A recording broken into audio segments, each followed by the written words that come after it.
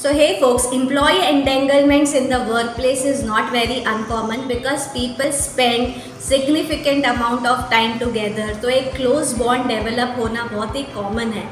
And when there is a prolonged interaction, it can contribute to the development of emotional connections between employees. Sometimes it can lead to the blurring boundaries of personal and professional life. And that is why it is very important for an organization to address these dynamics more delicately and professionally. Now, in some organization, workplace relationship is common, maybe because of their relaxed culture, or maybe there is a lack of clarity or clear guidelines about these interpersonal boundaries.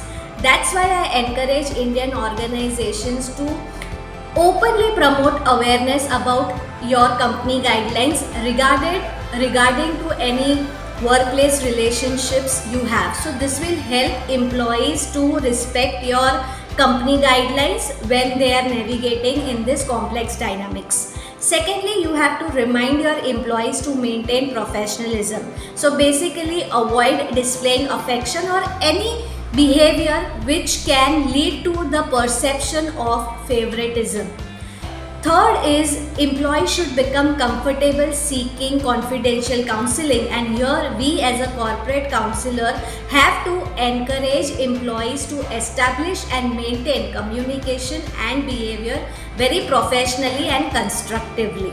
And lastly, very important is that you have to remind your employees to consider the potential impact of their relationship on work performance as well as on the work culture. And I would say encourage them to prioritize professional responsibilities when they are nurturing their personal connections, because it is our responsibility to lead tomorrow's leader, to nurture them and their talent and build more sustainable growth together.